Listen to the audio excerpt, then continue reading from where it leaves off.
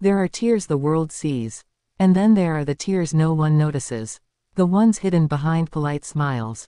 Behind perfect posture. Behind royal duty. And lately, many royal watchers believe Princess Leonor may be carrying emotions far heavier than she lets on. But the real question is, who, or what, is secretly making Leonor cry? Because if you look closely at recent appearances, there's a subtle detail many people may have missed. A detail that could reveal more than anyone expected. Princess Leonor has always been seen as strong, composed, focused, prepared. As the future Queen of Spain, she has been raised with discipline and responsibility from the very beginning. But strength does not erase emotion. And being royal does not protect you from pain. In fact, sometimes it creates more of it. Over the last few years, Leonor's life has changed dramatically. Her military training, her growing royal obligations, her increasing distance from ordinary life. Every step forward in her future has also meant leaving something behind. And that can be heartbreaking. To the public, Leonor appears calm. She smiles. She stands tall. She fulfills every duty expected of her. But recent appearances have shown something different. A flicker. A heaviness in her eyes. A quiet sadness. And people are beginning to ask why.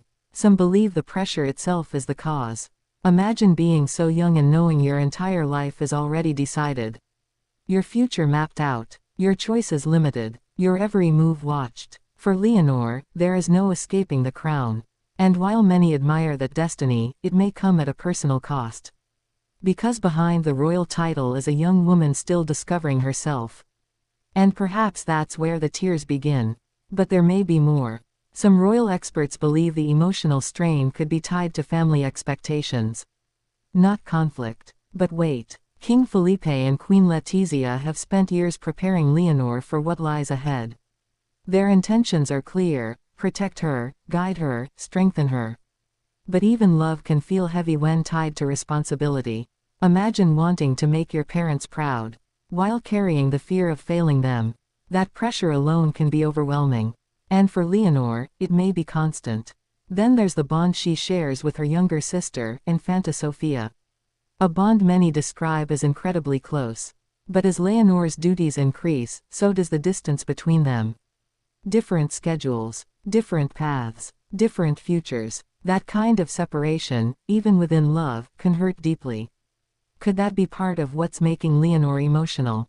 Possibly. But there's one detail people keep overlooking. One very small thing. Her expressions when she thinks no one is watching. At official events, there have been moments where Leonor's smile fades almost instantly. Moments where her eyes seem distant. Moments where she appears lost in thought. These moments are brief, easy to miss, but powerful, because they suggest something internal, something unresolved. Some believe this may be tied to the loneliness of royal life. Royal life is crowded, surrounded by staff, security, officials, expectations. Yet it can be one of the loneliest lives imaginable. Who can you truly trust? Who sees you beyond the title? Who listens without agenda? For Leonor, those questions may be growing louder as she gets older. And loneliness often creates tears no one sees. There's also the possibility that Leonor is grieving something invisible. Not a person, but a life she can never have. A normal youth, freedom, privacy, spontaneity, simple things most people take for granted. For Leonor, those things are rare. And perhaps impossible. Every decision matters. Every relationship matters. Every appearance matters. That can feel suffocating. And maybe, sometimes, it breaks her heart. But there's another possibility. One even more emotional. What if the person making Leonor cry is actually herself? Not through weakness, but through inner conflict. The struggle between duty and desire. Between the person she is and the queen she must become. That battle is silent, private, and often painful, because becoming who the world needs may require giving up pieces of who you are. That kind of sacrifice leaves scars and tears. Queen Letizia may see this more clearly than anyone. As a mother, she has always been fiercely protective. Some believe Letizia worries deeply about the emotional toll on Leonor. She knows the media pressure, the public judgment, the impossible standards, and she may recognize the signs before anyone else. There have been moments where Letizia appears especially attentive to Leonor. Subtle touches, protective glances, quiet conversations, small details, but meaningful ones. Could she know something the public doesn't? Maybe. King Felipe too may understand Leonor's struggle. He has lived under pressure his entire life. He knows what it means to sacrifice personal freedom for duty. And if Leonor is struggling emotionally, Felipe likely understands the pain all too well. That's what makes this story so powerful. Because it may not be about one person hurting Leonor. It may be about the system around her.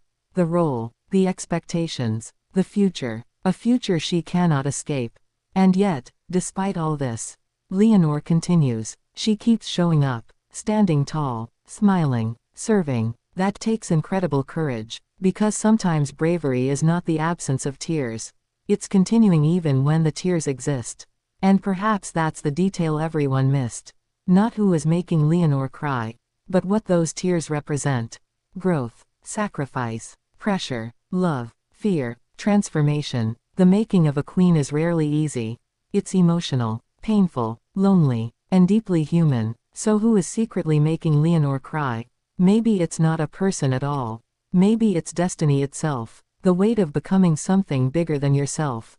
And if that's true, then those tears may not be signs of weakness.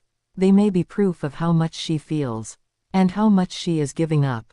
Because in the end, crowns shine brightly, but the path to wearing one can be filled with tears.